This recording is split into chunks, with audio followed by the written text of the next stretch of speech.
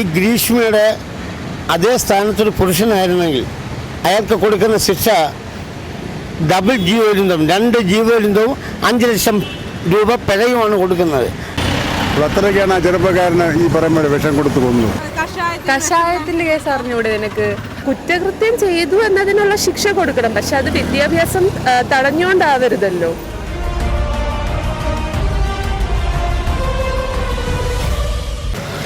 ഷാരോൺ വധക്കേസിലെ അന്തിമ വിധി ഇന്ന് വരാനിരിക്കെ കോടതി അത് തിങ്കളാഴ്ചയിലേക്ക് മാറ്റിയിരിക്കുകയാണ്. ഗ്രീഷ്മ കോടതിയിൽ ബോധിപ്പിച്ചത് തനിക്ക് തുടർ പഠനം നടത്തണമെന്നാണ്. ഈ ഒരു അഭിപ്രായത്തെക്കുറിച്ച് പൊതുജനങ്ങൾക്ക് എന്താണ് പറയാനുള്ളതെന്ന് നമുക്കൊന്ന് കേൾക്കാം.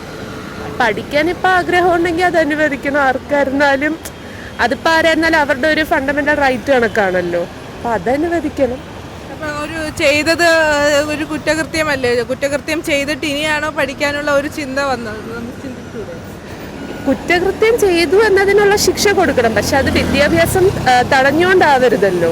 അപ്പോൾ പഠിക്കാൻ ആഗ്രഹമുണ്ടെങ്കിൽ പഠിക്കുക, അതിൻ്റെ ഇടയിൽ കൂടി ഇപ്പോൾ ശിക്ഷ ഏത് രീതിയിലാണെന്നുള്ളത് രണ്ടും വേണമെന്നാണ് അഭിപ്രായപ്പെടുന്നത്.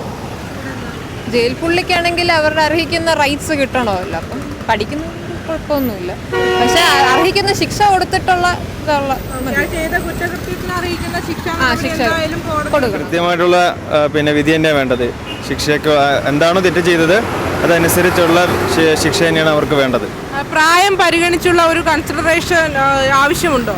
അത് കോടതി തീരുമാനിക്കേണ്ട കാര്യമാണ്. അവരുടെ കേസ് കാര്യങ്ങളെല്ലാം നോക്കിയിട്ട് അവരുടെ ഏജ്, അവരുടെ ഭാവി എല്ലാം, ഫ്യൂച്ചറെല്ലാം നോക്കിയ ശേഷം എന്താണോ കോടതിക്ക് ബോധ്യപ്പെടുന്നത് അതിനനുസരിച്ചിട്ടുള്ള ശിക്ഷ തന്നെയാണ് അവർക്ക് ലഭിക്കേണ്ടത്. അതെ അതെ അതെ അതെ അതെ പരമാവധി ശിക്ഷ തന്നെ കൊടുക്കുക. എന്താണ് കോടതി പറയുക അതനുസരിച്ച്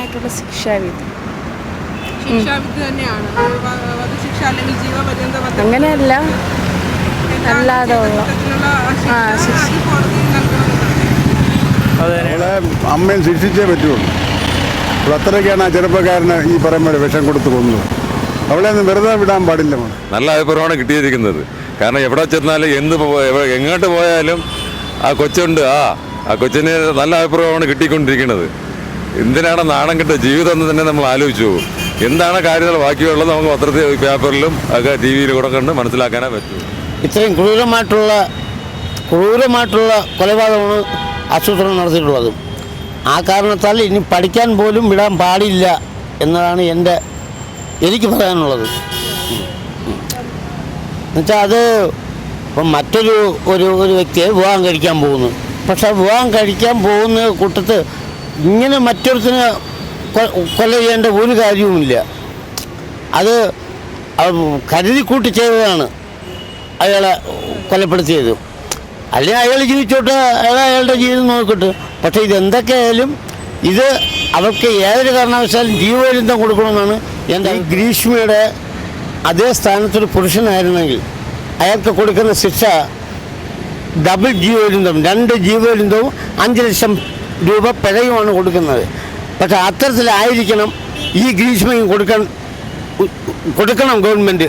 അതാണ് എനിക്ക് പറയാനുള്ളത്.